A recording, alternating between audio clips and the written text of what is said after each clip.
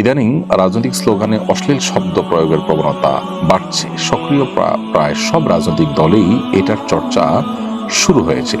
রাজনৈতিক ক্ষেত্রে কি অশ্লীলতার ব্যাপারে ছাড় আছে? কোরআন হাদিসের আলোকে জানাবেন। না, প্রশ্নই ওঠে না।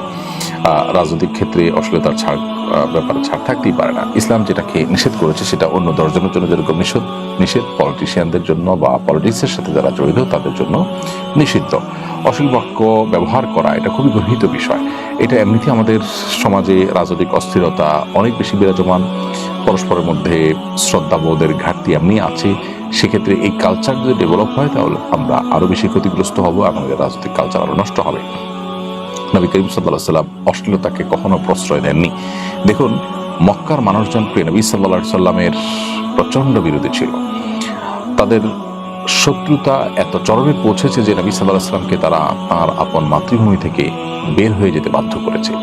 এবং নবী করিম সাল্লাল্লাহু আলাইহি সাল্লাম এবং তার সাথে যারা ঈমান এনেছে তাদের প্রতি নিষ্ঠুর বর্বর আচরণ করেছে, জুলুম করেছে, নির্যাতন করেছে। এত বড় শত্রু হওয়ার পরও নবী সাল্লাল্লাহু আলাইহি সাল্লাম বার্তা সাহাবীরা মক্কার মুশরিকদেরকে আপনার গালমন্দ করা, অশ্লীল কোনো উক্তি করা তাদের সম্পর্কে, এটা আপনি দেখাতে পারবেন না। এটাই হলো ইসলামের শিক্ষা। অতএব আমাদের রাজনৈতিক কালচারে পরস্পরের শ্রদ্ধাবোধটা থাকা দরকার। কোন অবস্থাতেই পরস্পরকে তুচ্ছতাচ্ছিল্য করা, হেয় প্রতিপন্ন করা এবং বিশেষ করে যে অশ্লীল বাক্যালাপ করা, এটা বন্ধ হওয়া উচিত।